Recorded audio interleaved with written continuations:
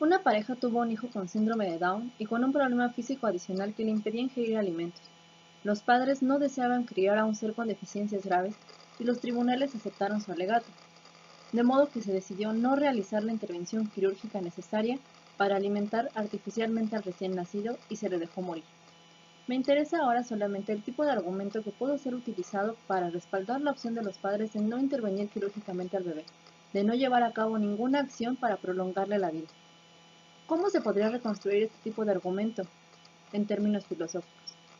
Para resolver este tipo de dilemas, necesitamos hablar de autonomía y heteronomía.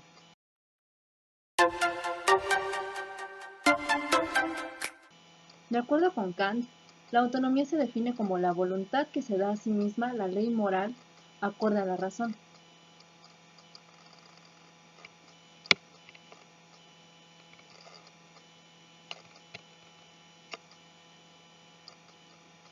Día a día, el ser humano se preocupa por la búsqueda de autonomía, en especial la autonomía moral, entendiendo su existencia o su presencia cuando la propia persona es el protagonista de su vida moral, es decir, él mismo se aplica la ley moral.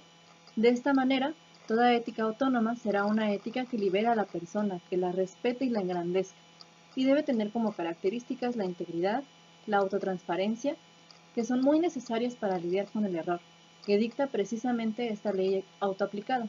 Sin ellas, el sujeto se convierte en un ciego ético. La democracia parte de este supuesto. El ideal de la autolegislación se basa en la democracia.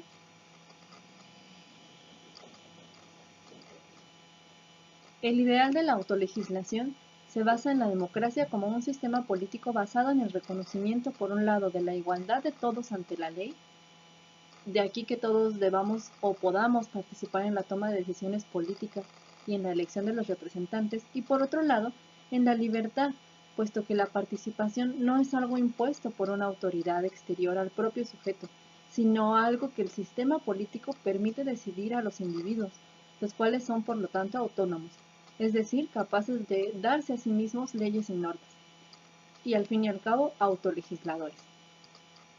En contraparte, la heteronomía moral se refiere al sujeto moral que recibe esta ley desde fuera. La ley heterónoma es dada por Dios, la naturaleza, la sociedad, el Estado, etc. Es decir, la ley moral heterónoma no libera al sujeto moral en tanto que es impuesta, no brota de su propia realidad. Decimos entonces que en la heteronomía el comportamiento se rige en el exterior de la voluntad del sujeto. En este sentido, de acuerdo con Königsberg, este tipo de ley moral produce actos que no son auténticamente morales. Centrémonos un poco en este punto. Una característica de la heteronomía es la asimetría, que responde a una falta de reciprocidad entre el yo y el otro. La palabra del otro es la ley. ¿Quién es ese otro? Cuando somos pequeños, nuestros cuidadores, en su momento el Estado, un ser divino. Así, la heteronomía es consecuencia de la práctica de la opacidad del otro. No obstante, ¿por qué se mantiene esta idea como plausible y hasta lógica? El sujeto heterónomo es aquel que actúa de modo que sus acciones se consideran buenas en la medida que se adecúan al estándar preestablecido.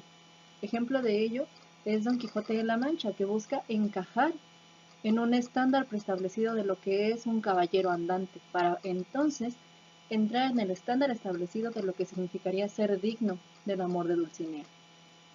¿Cómo podemos hablar de autonomía moral si los valores y las normas morales se aprenden de los otros? Entonces, es necesario comprender cómo se desarrolla la moral en el ser humano. Entonces, tenemos, por ejemplo, los estudios de Kohlberg, que encontró que la moralidad se compone de 3 niveles. El primer nivel es el preconvencional. En este nivel, característico de la infancia temprana, se categorizan los actos en buenos o malos. Aquí los seres humanos otorgan un valor de bueno, malo, justo o injusto, según las consecuencias que tenga determinada acción sobre él, o en función del poder físico de aquellos que dictan las normas. De esta manera, es por todos entendidos que los niños necesitan de alguien que les dicte las normas, pues no son capaces de tomar decisiones por su cuenta.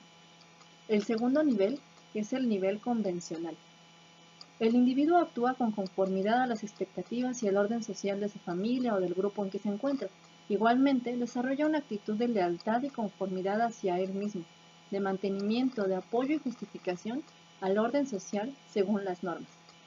El tercer nivel es el postconvencional. Los principios y valores morales se perciben independientemente del grupo social, es decir, se entiende que los valores y principios morales pueden ser válidos y aplicados de manera más o menos generalizada. Podemos decir entonces que a medida que las personas van creciendo, el desarrollo moral de los seres humanos irá desde una heteronomía completa hasta una relativa autonomía. ¿Recuerdan el dilema planteado al inicio? ¿Cómo podemos analizarlo? Bueno, la manera de atribuir autonomía al otro es el movimiento de ponerse en su lugar, el acto empático. De esta manera, además, sabremos lo que el otro puede y debe considerar adecuado y rechazable, y seremos capaces de responder ante ello. En esta ocasión, con esto estaríamos cerrando el tema de la autonomía y la heteronomía.